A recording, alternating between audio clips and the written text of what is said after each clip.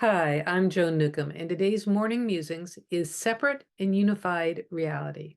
I'm doing these daily morning musings, and I am using articles from my blog, Adventures in Density and Effort, as inspiration. Now, these articles, I'm starting from my earliest articles, and these were written a while back. So as I read them, if I come across something that I feel needs to be updated or I've learned some new things since, I will stop and let you know what it is. And then at the end of it, I'll do kind of a summary with new things going on in the world.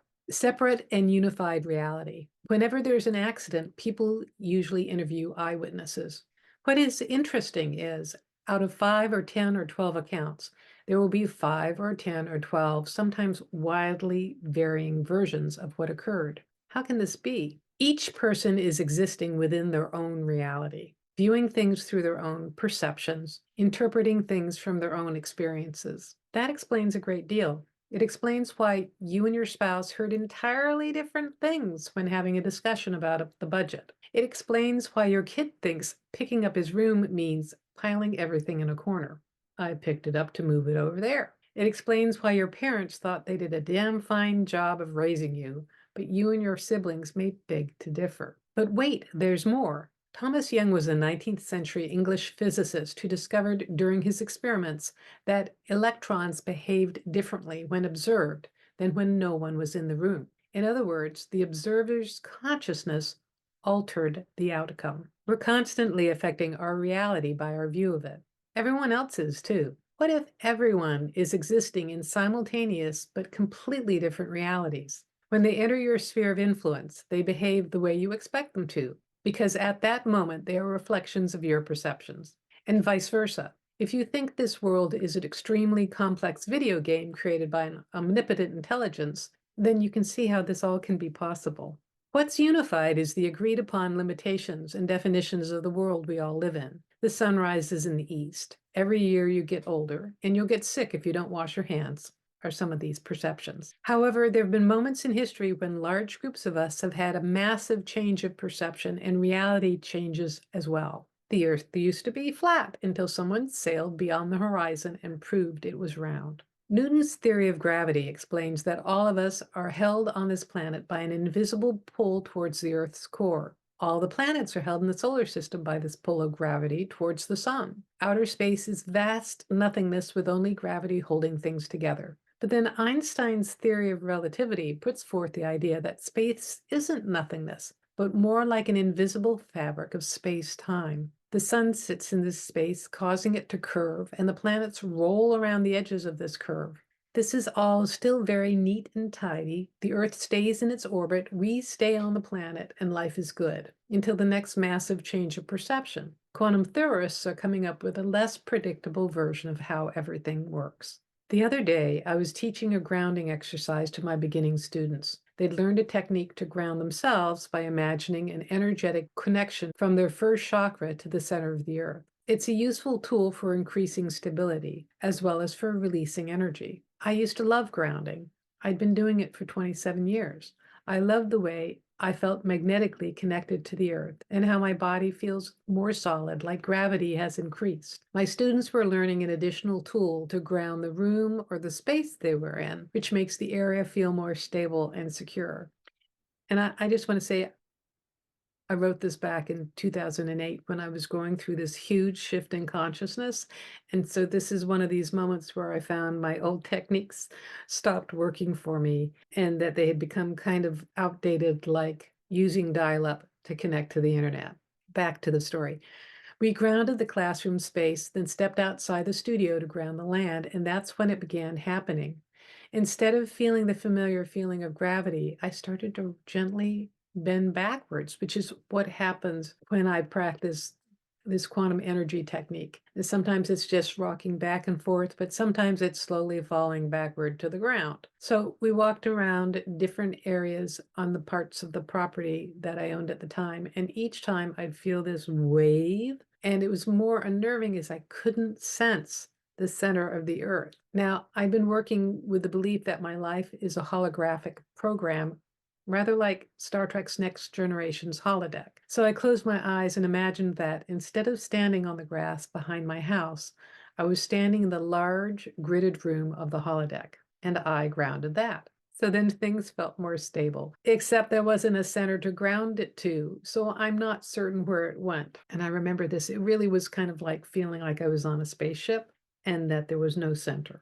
I don't really have much more to say except that my perception of reality is obviously changing. And I'm wondering if that has to do with the mass consciousness shift that I know is coming up for us all. The Mayan calendar said it was in 2012 that time will change. And I've interpreted that to mean that our concept of time will end. How will that shift our perception of everything? And how will it change reality? My feeling that I wrote in 2008 is that it'll be a mass consciousness shift, which won't be uncomfortable at all. However, things may be uncomfortable for some people leading up to that event, depending on how rigid or fixed they are in their thinking. So it'll be helpful to stay open and adaptable between now and then, which is good advice for everyday living, whether time is ending or not. And I said, that's enough to chew on for now. So I'm recording this in 2024. A whole lot of things have happened since then. And so what I have noticed is that for some people, it has been an easy adjustment because they had already aligned themselves with the consciousness shift. For those of us, clinging to our outdated perceptions, like I was very invested in this technique of grounding. I had learned to ground in 1981. This was 2008, and I had taught meditation for 30 years by then, and suddenly it stopped working. It really affected things like my ability to drive on the freeway, my ability to go over bridges, operating in this holographic reality. So I see a similar thing going on in the world, and have seen an increasingly accelerated thing going on in the world of people who are holding on to old paradigms of power, old paradigms of how the world used to be or should have been, and it never was that way. Those people are completely losing their shit. Excuse my potty mouth. Those people are like trying to drag people back to the 1950s, the 1930s. They're trying to cling to their old authoritarian ways of doing things or their own very sexist way of doing things. Because honestly, women staying pregnant and barefoot in the home and not working was not a reality even back during those days that paradigm was supposedly real. There were tons of people who were single parents. There were women who were scientists and doctors and making incredible strides in the world. So it's more extreme now because it is so out of sync. It's so out of alignment. What I have seen with this mass consciousness shift is that everyone has become more sensitive and more empathic. And for some people, that is really, really challenging. I have found it really challenging because being empathic kind of feels like living in an apartment building with too thin walls, and I don't know which neighbor it is, and I can't get them to turn down their stereo. Wake up at night, I'll actually be feeling a relative who's 3,000 miles away. It is really challenging. Some people are kind of going a little crazy with it. The separateness in the reality, when you look at it, usually is based on concrete and out of date things. And the unified part of reality is based more on collective values,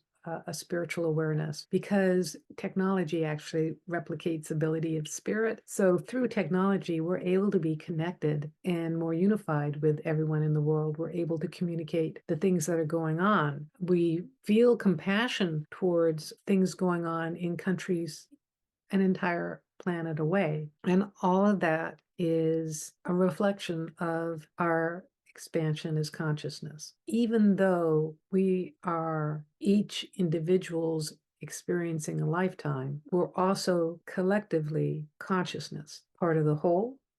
We don't lose ourselves when we connect with others. It actually enhances each one of us. So one of the things I invite you to look at is whether you're holding on to any outdated techniques or concepts, and if they're causing you discomfort. I invite you to allow them to be upgraded. It's pretty simplistic. You can even Just say to the universe or your own subconscious that you will update it as you're sleeping. So when you wake up in the morning, you can have an easy transition and you'll step into a parallel universe that is in alignment with your upgraded techniques. Actually, you are an infinite and capable being, so maybe you have some ideas on how to do this yourself. Let me know in the comments below if you've got some ideas to share or if you've got some experiences to share as well. I love reading your comments. And if you like these videos, please hit the thumbs up and like them. And also please click on the bell icon because that way YouTube will share this with more people and it's a wonderful way to get this really important information out into the world. If you want to try a free sample of one of my techniques, click on the skybox technique below.